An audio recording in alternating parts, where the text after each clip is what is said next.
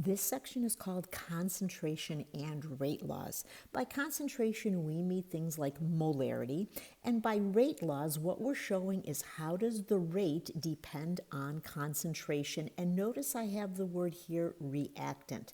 Rate laws are experimentally determined, and you'll see later on in this chapter that they are temperature dependent. So let's just take a hypothetical A plus B. Notice I do not even have the product there because the product is not involved in the rate law.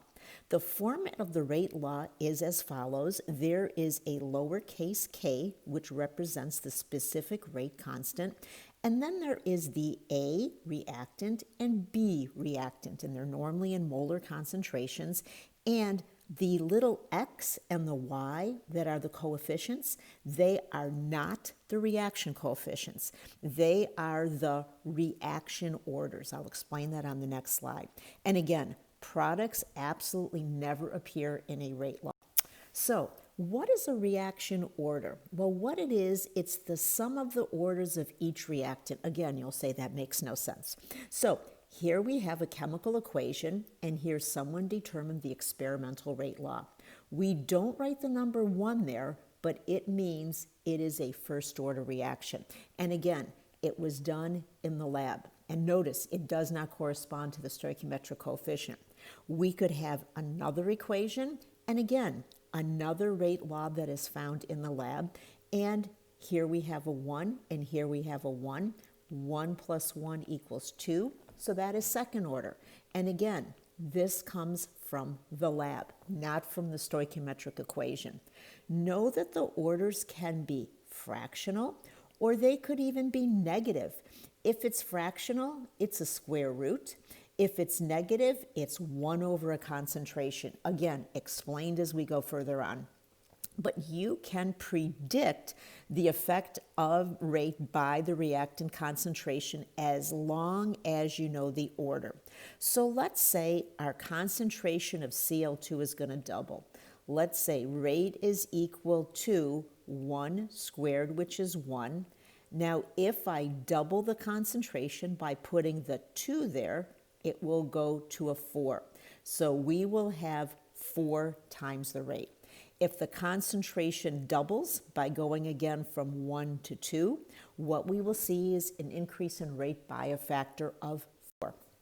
Now, there is a method called initial rates, and I will take my time in a Zoom lecture, but what I did here is I laid everything out. Exponents are determined by trial and error. The more experience you have, the easier it's going to be to figure out what these are. Sometimes you can see them just by looking, but I'm going to use 2 different rules. I'm going to say, make yourself a concentration ratio and assign it an exponent. Have it equal the corresponding rate ratio.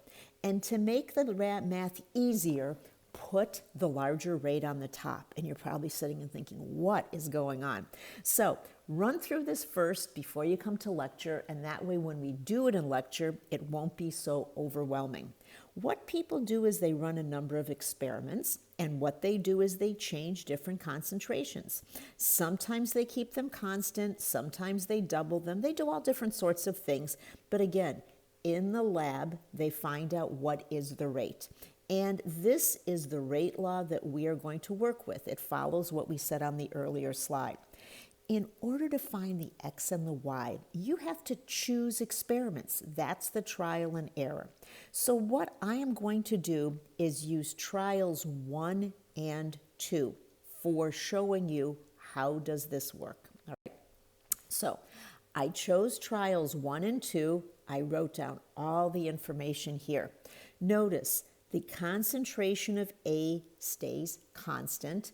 Notice the concentration of B changes by a factor of 2. Now, coincidence that this does not change, but that helps you figure out what the coefficients are. So I'm going to say these are constant. I don't have to deal with them. What I'm going to do is use my amounts for B, and I'm going to put the larger one on top. That's to make the math easier. B has an exponent of y, and I'm going to put in those 2 different rates that we have. Mathematically speaking, 2 to the y is equal to 1. The only way for that to work is y is equal to 0.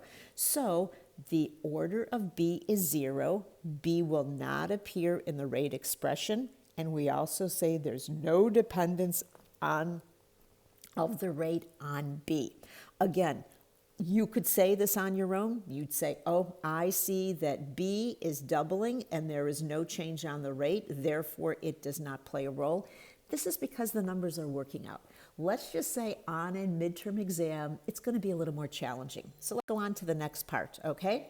Now, choose trials 1 and 3 to find the exponent of a. Here, I wrote down all of the information, and I am going to then run the same method. Trial 3 goes on top. It is the larger number. It is because here we know this is independent. So we've just found out that b to the y, where y is equal to 0, we do not have to be concerned with it in this equation. So I'm going to put my a, concentration large on the top, small on the bottom, use the exponent x, and then put in the corresponding rate numbers. I do have to say it does look messy. Normally I do this on the blackboard. I watch the expressions of people in the audience, which of sheer horror, and we proceed on.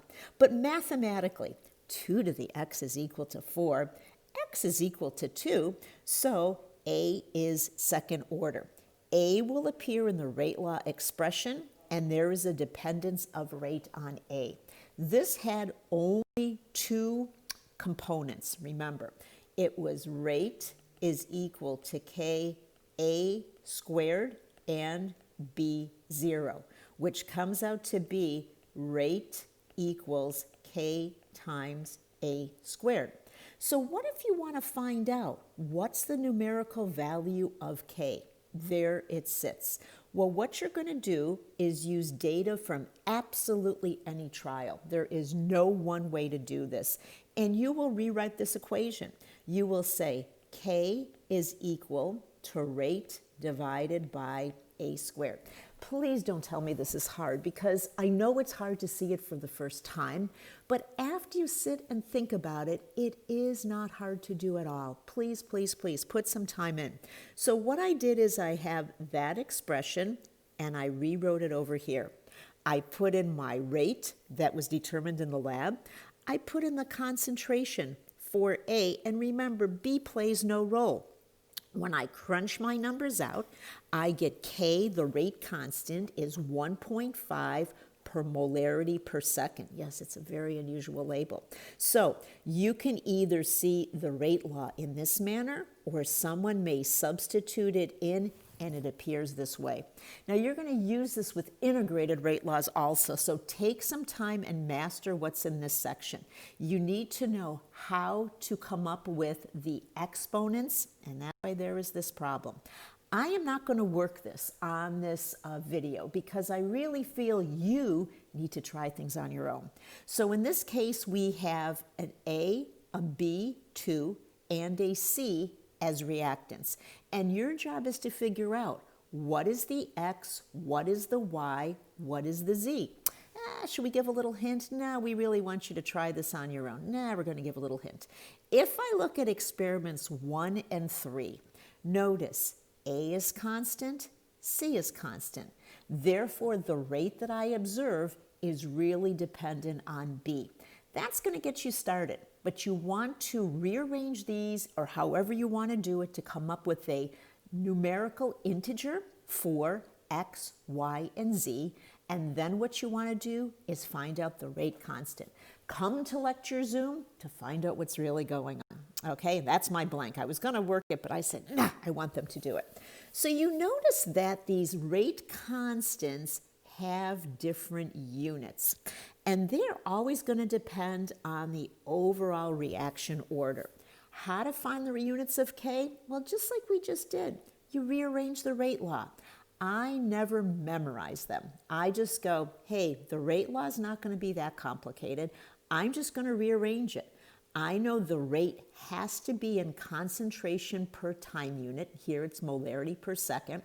I know that concentration has to be in terms of molarity, so essentially that is where we get the units of the rate constant. In the next section, we will be describing the integrated rate law, and we will see that the rate constant K has different units depending upon the order. Treat yourself. Try to do a third order. I should have said challenge, not treat. Do the third order and figure out what are the units of the rate constant. Finally, I strongly recommend you do homework 1438. It is a very challenging problem. It incorporates everything we've said so far in this chapter. It says to you, determine the rate law. Well, we've just gone over how to do that. Here you see your initial rates. And I'd say it says the average value. Well, as long as you can do it for one of them, I think it's going to be okay. But what I really want you to focus in on is how does the rate of disappearance of one material relate to the rate of the disappearance of the other reactant? It's really important. It's often a midterm question. And then something I don't want you to be stumped on during the exam is finding that actual rate. Again, I'm putting a lot of the responsibility on you, but that is truly how you learn. It's okay to have these practice exams with all these videos, but I really feel a student needs to try on their own. That's where you get a lot of satisfaction. So you got the challenge here, go off and try it.